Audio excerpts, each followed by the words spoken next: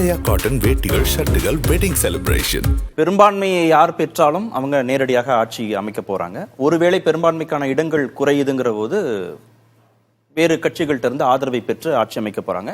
Single largest party ஆட்சி அமைப்பதற்கான வாய்ப்பு கொடுக்கப்படும். இது யதார்த்தம். எல்லா தேர்தலையும் முடிவுக்கு பிறகு நம்ம இந்த நடைமுறைகளை பார்க்கிறோம். ஆனா இங்க வெற்றி தோல்விங்கிறது தேர்தல்ல சகஜம், அது மக்கள் தீர்ப்பாக அதை ஏற்றுக்கொள்ளணும் அப்படின்ற தன்மை மாறி வெற்றியை அடைந்தே தீர்வது அப்படின்ற நோக்கில பாஜக தேர்தல் ப்ராசஸிங்லேருந்தே தொடங்கி செயல்பட்டதாக இப்போது வரைக்கும் அந்த சந்தேகம் இருக்கு இல்லையா? அது நீதிபதிகள் கடிதம் தொடங்கி எதிர்கட்சிகள் எல்லா கட்சிகளும் வெற்றி பெறணும்னு தான் வேலை செஞ்சிருக்காங்க. இதுல பாஜக மட்டும் விதிவிலக்கு இல்லை, எல்லா கட்சியும். ஏன் காங்கிரஸ், ஏன் இங்கே திமுக, ஏன் மேற்கு வங்கத்தில்? ஒருவேளை பின்னடைவுனா அந்த பவர் டிரான்ஸ்பர்மேஷனே சரியா நடக்காது, டிரான்சிஷனே சரியா நடக்காது அப்படின்ற அளவுக்கு இல்ல பவர் டிரான்சிஷன் இல்ல அது ஒரு தவறான வாதம் அப்படின்னு நான் பாக்குறேன். காரணம் என்னன்னா, தோல்வியை பாஜக ஏற்றுக்கொள்ளாது, எளிதா ஏற்றுக்கொள்ளாது. ஒரு காலத்துல காங்கிரஸ் அப்படித்தான் இருந்தது. நான் என்ன கேக்குறேன், முதல்ல இப்ப நம்ம இஃப்ஸ் அண்ட் பட்ஸ் செனாரியோன்னு தான் நம்ம பேசுறோம். இப்ப நான் என்ன கேக்குறேன், கடந்த காலத்துல தோல்வியே காணாத ஒரு கட்சி காங்கிரஸ்னு சொன்னோம். ஆனா இதே டிரான்சிஷன் நடக்காதுன்னு சொன்னாங்க. இல்ல அது பிரச்சனை இல்ல. நம்ம ஜனநாயகம் ஜனநாயகம் ஸ்ட்ராங்கா இருக்கு. அதனால அன்கான்ஸ்டிடியூஷனா ஏதாவது நடந்துரும்ன்ற சந்தேகத்தை குறித்து பேசுறோம் நம்ம அப்படின்னு. இல்ல அதெல்லாம் பீதியை கலப்புறதுன்னு நான் சொல்றேன். ரொம்ப சிம்பிள். காரணம் என்னன்னு சொல்றேன்னாக்கா, இது அதீதமான, ஏன்னா நம்மளோட சிஸ்டமும் பொலிட்டிக்கல் சிஸ்டமும் நம்மளோட கான்ஸ்டிடியூஷன் அவ்வளவு வீக் கிடையாதுங்கிறது என்னுடைய பார்வை. இதுல எப்பவுமே நீங்க பாத்தீங்கன்னா ஒரு ஆபீஸ்ல இருக்க மாதிரி ஹேண்ட் ஓவர் டேக் ஓவர்ங்கிறதெல்லாம் கிடையாது. நடக்குது, அது அடுத்த ஆட்சி ஏற்கிறாங்க, அதுக்கு சிஸ்டமேட்டிக் முறையான ப்ரொசீஜர்ஸ் ப்ராசஸ் எல்லாமே இருக்கு. இதுல ஒரு மந்திரி இன்னொருத்தர் கிட்ட இந்த ஃபைல்ல இருந்து இந்த வச்சுக்கோன்னு கொடுக்கறதெல்லாம் கிடையாது.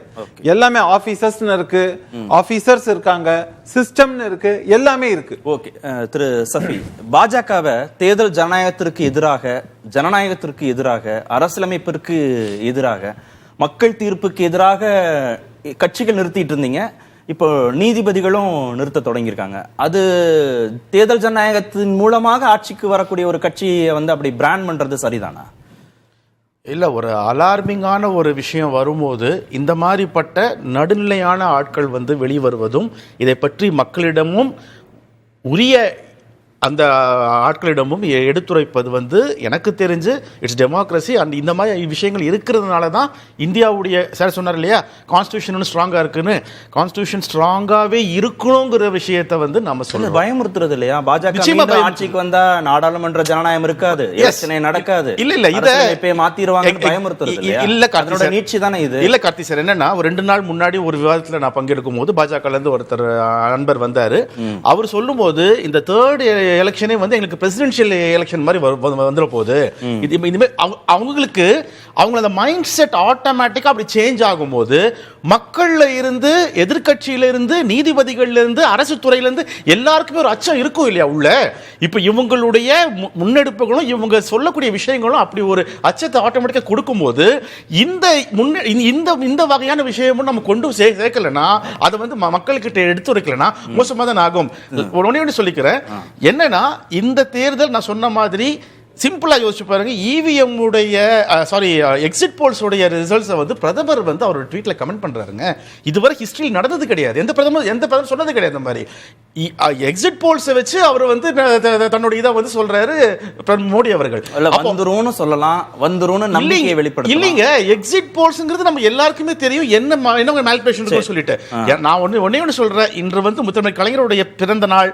நாளைக்கு 101வது நூற்றாண்டுல இந்தியா கூட்டணி மாபெரும் வெற்றி பெறும். அவருக்கு காணிக்கையாகவும் பரிசளிப்போம். அக்னீஸ்வரன், ஆட்சி பொறுப்பு ஒருவேளை தோல்வின்னு ஒரு பின்னடைவு சூழல் வந்தா பாஜக வேறு விதமாக நடந்து கொள்ளும்னு அச்சமூட்டுற மாதிரி எதிர்கட்சிகளும் முன்னாள் நீதிபதிகளும் பேசுறது குறித்து உங்களுடைய நிலைப்பாடு?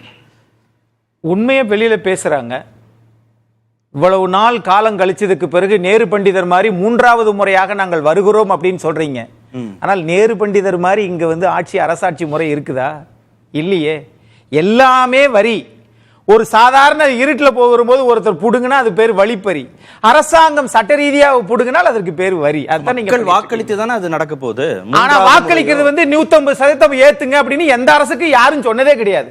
ஆனா இப்ப நான் கேட்பது, சார் உலகத்திலே பெரிய மக்கள் தொகை கொண்ட நாடு சார் நாம 142 கோடி, அதுல 96 கோடி வாக்காளர்களை கொண்டிருக்கிறோம் நாம. அது மாதிரி அந்த 96 கோடி பேருக்கும் உலகமே எதிர்பார்க்குது. இந்த வருஷத்துல பல நாடுகளுக்கு தேர்தல் நடக்குது. இது தேர்தல் ஆண்டுன்னு ஐக்கிய நாட்டு சபையே சொல்லக்கூடிய அளவிற்கு இன்னைக்கு பல நாடுகள்ல மாற்றம் வந்திருக்குது. அப்படின்னா நீங்க இந்திய அரசியலமைப்பு சட்டத்தான் ஆன்மா, உயிர். அந்த உயிருக்கு தேர்தல் நடத்துவதுதான் தேர்தல் ஆணையத்துடைய வேலை. அது எல்லா கட்சிகளையும் ஒரு 8 பிள்ளை பெற்றா 8 பிள்ளை சமமா பார்க்க வேண்டும். அது மாதிரி தான் இது பாஜக ஆளுங்கட்சி, இது காங்கிரஸ் ஆளுங்கட்சி இல்ல, அப்படி நம்ம பார்க்க கூடாது. இது டிஎன் சேஷனை பத்தி நம்ம சார் சொன்னார், Sethuraman sir. TN Seshan sir தானே அவர், அது என்ன வலதுசாரி சார்? வலதுசாரி சாரா? அப்படி சொல்ல நம்ம சார்னு மரியாதையா சொல்றோம். ஆனா இப்ப என்ன கேக்குறேன்னா, அவரையே நீங்க டிஎன் சேஷனையே முடக்குவதற்கு எம்எஸ் கில், கிருஷ்ணமூர்த்தியை போடல நீங்க. ஆனா இங்க அவரை தடுப்பதற்காக பதவி நியமனம் செஞ்சாங்க. ஆனா இங்க தேர்தல் ஆணையம் வேணான்ட்டு ஓடுறாங்க. அப்ப ராஜீவ் குமார் அவர்களுடைய எல்லாவற்றையும் ஒத்துக்கிறேன் அதனால வந்தாரா? இல்ல, அவர் களங்கம் கற்பிக்க முன்மொழிவோட அணுக வேண்டும். இப்ப சொல்ல வந்துட்டேன். அமித்ஷா அவர்கள் சொல்றாரு, நாங்கள் வெற்றி பெறுவோம், எங்களிடம் ஆதாரம் இருக்குன்றாரு. சரி, நாளைக்கு முடிவுகள் பார்த்துட்டு பேசுவோம். மீண்டும் அழைக்கிறோம். நன்றி.